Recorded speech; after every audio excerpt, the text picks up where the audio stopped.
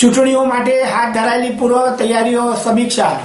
નર્મદા જિલ્લાના આગામી તારીખ 29મી નવેમ્બર 2015ના રોજ યોજનારી જિલ્લા પંચાયત, તાલુકા પંચાયત, રાજપીપળા નગરપાલિકાની સામાન્ય ચૂંટણીઓ સંદર્ભે રાજ્ય ચૂંટણી પંચ તરફથી નિમાયેલા ચૂંટણી નિરીક્ષક શ્રી એસએન ગામિત, જિલ્લા ચૂંટણી અધિકારી શ્રી અને જિલ્લા કલેક્ટર શ્રી સંદીપ સાગલેની ઉપસ્થિતિમાં ગઈકાલે રાજપીપળા કલેક્ટર કાર્યાલય ખાતે જિલ્લાના તમામ ચૂંટણી અધિકારીઓ અને મદદનીશ ચૂંટણી અધિકારીઓ સાથે યોજાયેલી બેઠકમાં જિલ્લામાં મતદાન પૂર્વ હાથ ધરાયેલી થતી તમામ પ્રકારની પૂર્વ તૈયારીઓ અને મતદાન બાદ મત ગણતરી માટેની હાથ ધરવાની થતી કામગીરી સંદર્ભે જુદી જુદી બાબતો અંગે વિસ્તૃત ચર્ચા કરવામાં આવી હતી અને આજ દિન સુધી થયેલી કામગીરીની શ્રી ગામિત અને શ્રી સાગલેએ સમીક્ષા કરી જરૂરી માર્ગદર્શન પૂરું પાડ્યું હતું. જિલ્લા પોલીસ અધિક્ષક શ્રી નીરજકુમાર ભટ્ટ ગુજર, નિવાસી અધિક કલેક્ટર શ્રી ડી.કે. બારિયાએ પણ આ બેઠકમાં ચૂંટણી અને પોલીસ તંત્ર તરફથી જિલ્લાના ઉક્ત ચૂંટણી સંદર્ભે હાથ ધરાયેલી તમામ પ્રકારની કામગીરીની વિગતવાર રૂપરેખા આપી હતી. રાજ્ય ચૂંટણી પંચના ચૂંટણી નિરીક્ષક શ્રી એસએન ગામિત અને ચૂંટણી અધિકારી શ્રી જિલ્લા કલેક્ટર શ્રી સંદીપ સાગલેએ જિલ્લામાં સ્થાનિક સ્વરાજની ચૂંટણીમાં નિષ્પક્ષ, પારદર્શક, ન્યાયી અને શાંતિપૂર્ણ રીતે સંપન્ન થાય તે માટે ચૂંટણી પંચની આચાર સંહિતાના ચુસ્ત અમલ સહિતની અન્ય તમામ માર્ગદર્શિકા મુજબની કામગીરી ચોકસાઈપૂર્વક થાય તેની ખાસ કાળજી રાખવા માટે અનુરોધ કર્યો હતો. ભાજપ પત્રકાર પરિષદ. રાજકોટ મહાનગરપાલિકાની ચૂંટણી ખૂબ મહત્વની ધરાવતી હોવાથી સૌની નજર રાજકોટ ઉપર રહેલી છે. ત્યારે વિકાસના મંત્ર સાથે ચૂંટણી લડવા માટે સજ્જ થયેલ ભાજપ વરિષ્ઠ આગેવાનો પ્રચાર માટે રાજકોટ આવી રહ્યા છે. લખનઉ મેયર અને ગુજરાત ભાજપના પ્રભારી દિનેશ શર્મા રાજકોટ આવી પહોંચ્યા હતા અને રાજકોટ પત્રકારો સાથે વાતચીત કરતા જણાવ્યું હતું કે ભાજપ માત્ર વિકાસમાં માનનારો છે.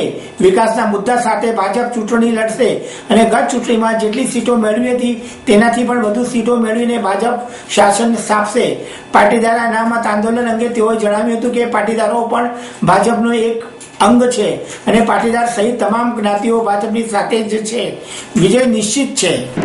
भारतीय जनता पार्टी के विकास के मुद्दे को संपूर्ण गुजरात ने अपना अमूल्य समर्थन हमेशा दिया है और इसका परिणाम ये है कि विधानसभा के बाद लोकसभा में अपार जन समर्थन मिला है.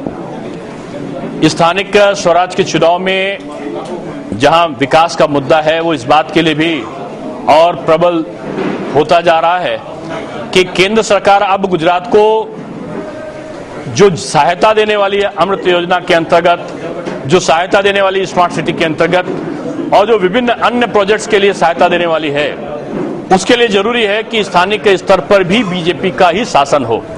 केंद्र का प्रदेश को और प्रदेश का स्थानिक स्तर पर एक अच्छा कोऑर्डिनेशन बन सके, ये मुद्दा आज पूरे चुनावी मुद्दे में है कि हमारा विकास और अधिक कैसे हो. इसके लिए प्रदेश से समन्वय और प्रदेश का केंद्र से समन्वय का ये स्वर्ण अवसर है और इस स्वर्ण अवसर को यहाँ की जनता अपना मत देकर पूरा करना चाहती है. પરેશ રાવલ ભાજપના પ્રચાર અર્થે રાજકોટમાં. હિન્દી ફિલ્મના કોમેડી બાદશાહ અને ભાજપના અગ્રણી એવા પરેશ રાવલ ભારતીય જનતા પાર્ટીના પ્રચાર અર્થે રાજકોટ આવી પહોંચ્યા હતા. રાજકોટ શહેરમાં 6 સ્થળે તેઓની સભા યોજવાની હોય તે પૂર્વ તેઓએ પરેશ રાવલે પત્રકાર સાથે વાતચીત કરી હતી અને જણાવ્યું હતું કે ગુજરાતમાં તમામ મહાનગરપાલિકાઓમાં ભાજપનો કેસરીઓ લહેરાશે. ગુજરાતમાં વસતા દરેક ગુજરાતીઓ ભાજપની સાથે જ છે. કોંગ્રેસ પક્ષ સાથે ચૂંટણી લડવા માટે કોઈ મુદ્દો જ નથી. પાટીદારો પણ બધા ભાજપની સાથે જ છે અને ભાજપને મત આપીને જંગી બહુમતીથી જીતાડશે. ભાજપ માટે પ્રચાર કરવા જેવું કંઈ છે જ નહીં, કારણ કે છેલ્લા 10 વર્ષમાં જે રીતે ગુજરાતનો હરણફાળ વિકાસ થયો છે તે જ ભાજપની વિકાસ ગાથા વર્ણવે છે. વળગીને આંખે ચોટે તે રીતનો વિકાસ ભાજપની સરકારમાં થયો છે અને લોકો પણ વિકાસ ઈચ્છે છે. તે માટે ભાજપને મત આપશે અને વિજેતા બનાવીને महानगरपालिका शासन सौंप से. माहौल तो मैं बम्बई में बैठे बैठे जान सकता हूँ. क्योंकि जो भी गुजराती सिर्फ भाजपा को प्यार करता है, मैं यकीन के दावे के साथ कह सकता हूँ. ભાજપાને મત એટલા કારણ કે ભાજપે વિકાસ કર્યો છે અને ભાજપનો વિકાસ મારે કોઈને દેખાડવાની જરૂર નથી. મારે ભાજપના વિકાસનું માર્કેટિંગ કોઈ બીજા રાજ્યમાં કરવું હોય તો હું કરી શકું, પણ ગુજરાતીઓને એ જે વિકાસની વચ્ચે રહે છે, વિકાસ થતા જોયો છે. અને તમે 15-20 વર્ષ પહેલાનું ગુજરાત જાણો છો ને અત્યારનું ગુજરાત તમે જુઓ છો, આ ભેદ તમને આખો સીધો ઉડીને આંખે વળગે એવો છે. એટલે મારે गुजरात ने विकास विधि समझाने जरा जरूर नहीं. तो डेवलपमेंट का मुद्दा तो रहेगा ही रहेगा, क्योंकि भाजपा के लिए डेवलपमेंट बहुत जरूरी है. और डेवलपमेंट सिर्फ रोड रास्तों का नहीं, विचारों का, मन का, सामाजिक व्यवस्था का, सबका डेवलपमेंट जरूरी है. सब जानते कि कांग्रेस किसकी फूंक से फूली हुई है और उसका पंचर बहुत जल्दी होने वाला है, क्योंकि जो भी पाटीदार का मसला हमारे घर का मसला है, वो हमारे भाई है. और एक बात मैं बता दूं कि पानी में तलवार मारने से कभी पानी अलग नहीं होता, ये बात उनको समझ लेनी चाहिए. કેટલી જીતશે ને, પણ જો જીતવા માટે તો સામેવાળી પાર્ટી કરતા એક જ વધારે જોઈતી હોય છે, એટલે જીતવાના છે એ નક્કી છે. કેટલી જીતવાના એ મને નથી ખબર. સહિષ્ણુતાનો મુદ્દો છે ને, એમને કહો કે સલમાન ખુરશીદને કે મણિશંકર અય્યરને કે જે પાકિસ્તાન પાસે જઈને મોદીને હટાવવાની વાત કરે છે, આ દેશદ્રોહીઓ તો આને કહેવાય. બાકી તો મૌલાના મદાનીએ કહી દીધું ને કે હિન્દુસ્તાન સારામાં સારો દેશ છે મુસલમાન માટે. કાશ્મીરના મુખ્યપ્રધાને કહી દીધું કે મોદી જરાય કોમવાદી નથી. તો આ તો બધું આ એ લોકોને શોભે, આપણને ન શોભે. ના ના, કઈ નથી. આમાંથી દાઢી વધારી છે, કોઈ માનતાય નથી માની. એટલે હા.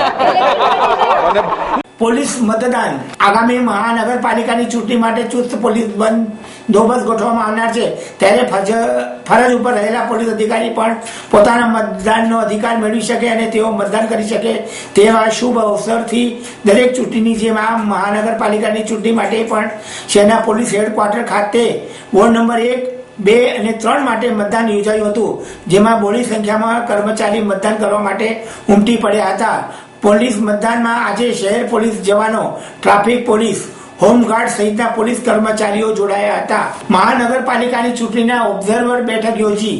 ભાવનગર મહાનગરપાલિકાની ચૂંટણીના ઓબ્ઝર્વર સુશ્રી જયંતિ એસ રવિએ રાજકીય પક્ષોના પ્રતિનિધિ અને નોડલ ઓફિસરો સાથે બેઠક યોજી હતી.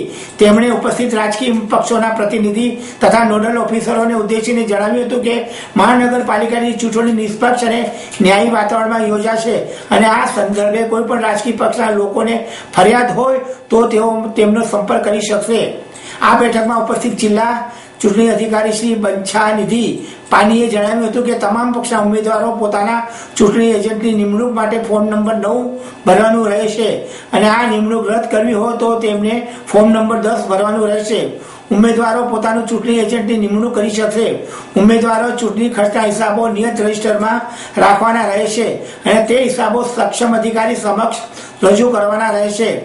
મતદાન મથકની 100 મીટરની અંદર ચૂંટણી ચિહ્નો સાથે રાખવાની મનાઈ છે, તેમજ 100 મીટરની અંદર રાજકીય પક્ષોના કાર્યાલયો ઉપર પ્રતિબંધ છે. આ ચૂંટણીમાં મતદારો વધુમાં વધુ 4 ઉમેદવારને મત આપી શકશે. ત્યારબાદ રજીસ્ટર બટન દબાવી શકશે, જેથી મતદાન રજીસ્ટર થઈ શકશે.